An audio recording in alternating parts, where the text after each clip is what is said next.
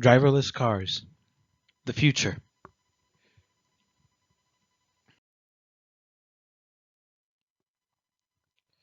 The idea of having a driverless cars have captivated the minds of audiences for nearly a century, practically ever since the advent of the automobile, as the idea of having something drive you from point A to point B is very enticing, as it means that you're doing very minimal work, which means an easier day on you. Though this idea of having being driven from point A to point B is very enticing, driverless cars can do so much more than just that. For example, these cars can make the roads a lot safer. They can give back some sort of independence to people who lost their independence either by age or by some accident. Additionally, it can potentially end carbon emissions. Now, what is autonomy? Autonomy, as defined by the Merriam-Webster Dictionary, is the quality or state of being self-governing. Practically what it's saying is that if it works by itself, if it does whatever it needs, it's asked to of it by itself, it's autonomous. Now, in an article by the Union of Concerned Scientists, it details the levels of autonomy necessary for a car to become driverless. Level 0 means the car is completely dependent. What you're doing right now when you're driving from school to home or from work to home, from point A to point B. Level 1 says the car can perform one basic task. This basic task can be cruise control or assisted braking.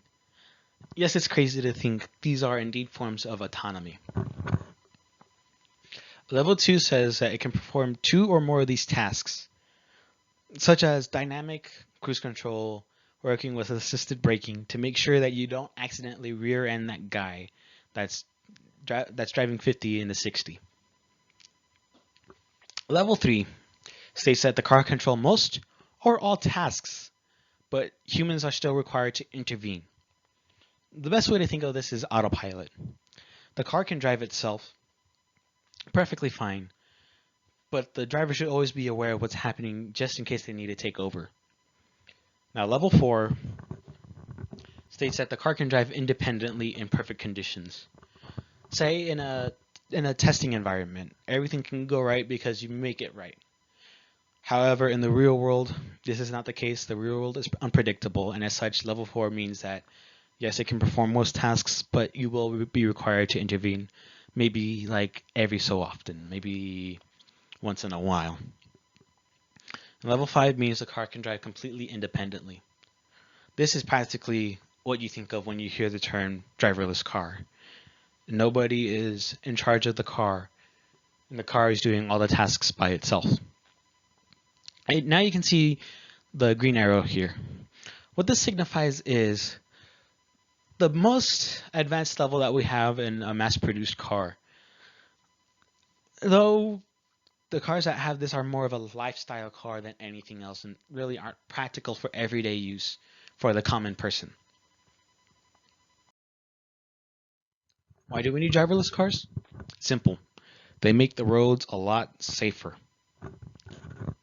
It's estimated that nearly 6 million car accidents occur every year in the United States alone. This can be further backed as in the United States there are 16,453 car crashes per day. Probably less so in the year 2020, considering circumstances, a whole entire global pandemic is currently happening. But you never know. Now, according to this website called IIHS, in 2018, there were 33,654 car crashes that resulted in fatalities in the United States alone. In the same article, it states that Texas accounted for 3,000 of those fatal car crashes. Additionally, people like to go out and drink. According to the Zebra, nearly 10,000 deaths on the road were caused by drunk driving. And in this article by Ayers, Whitlow, and Dreyer, a separate article, 94% of all accidents could be attributed to human error. What is human error? It's basic things such as inexperience, tiredness, uh, driving when you know you shouldn't be driving, and driving while distracted. For driverless cars, human error is taken out of the equation as the car is doing all the driving on its own.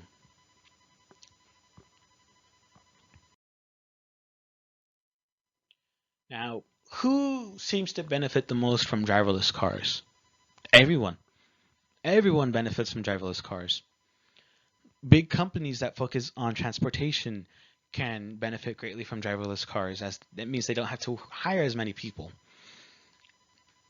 to drive people around.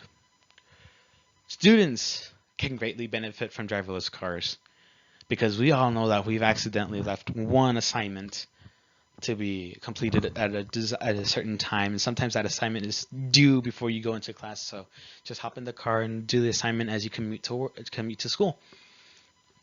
Additionally, if you've been working all day or you're just tired, you just jump in the driverless car, probably take a quick nap, and then you wake up and boom, you're home. And some people who can benefit from driverless cars are people who plan on going out and partying, and they don't want to leave that one friend out of the party. So instead of getting a designated driver, just get a driverless car to do all the driving for you. However, there are two groups that I want to specifically focus on: the disabled and the elderly. In the disabled, we can also include the blind, for obvious reasons. Now, in an article by Cars Direct, it gives off several equipment needed to accommodate certain disabilities. Some of this equipment is wheelchair lift for cars, hand controls for the cars, and handlebars. And the list is a little too much information to be realistically included in this video. According to the Muscular Dystrophy Association, the installation of basic hand controls for the car, such as for like the gas and the brakes, can cost anywhere from $500 to $2,000, depending on the equipment necessary. I don't know about you, but this is a lot of money. Some money that I'd rather put to a college tuition or for when you have a rainy day and you just need to pick me up. The great thing about driverless cars is that they're driverless. So equipment such as hand controls won't be necessary because the car is doing all the driving all the time. And of course, if you don't have to buy such expensive equipment, it saves you money, and it means that you have to spend less money on certain things for accommodations. You know, because sometimes you just might need to buy that wheelchair lift, but you don't have to worry about buying that hand control. As for the elderly, in an article by the Rand Corporation, it states that 7% of all accidents were caused by elder drivers. This is kind of a scary thought because we all know someone whose parents or even our own grandparents are past their prime and really shouldn't be driving anymore. Yet they still insist that they do.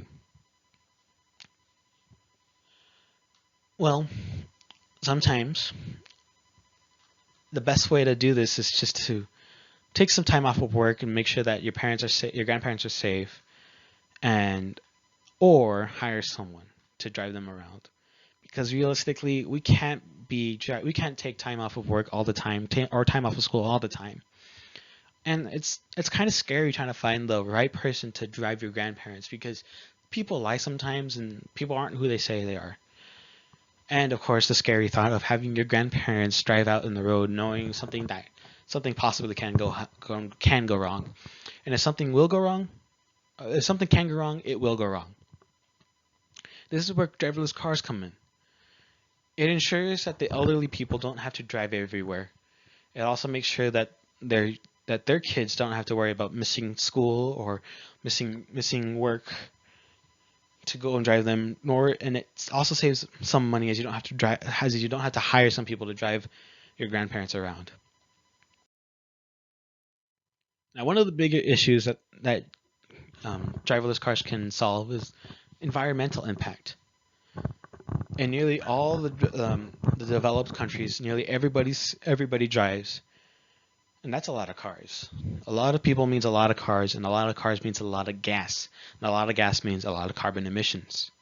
According to the EPA, the amount of carbon emissions produced by cars measures nearly 4.6 metric tons, which to me sounds like a lot. And in an article, as previously stated by the Union of Concerned Scientists, it says that the more equipment necessary to make cars driverless, the more power it requires, and the more power something requires, the more energy is required. And in this case of cars, it means the more gas is required. So that means more carbon emissions. However, in recent trends, we see that cars are becoming electric, and if driverless cars are to become fully electric and are to be powered by a clean power grid, carbon emissions would cease to exist from driverless cars. This is my fair use statement.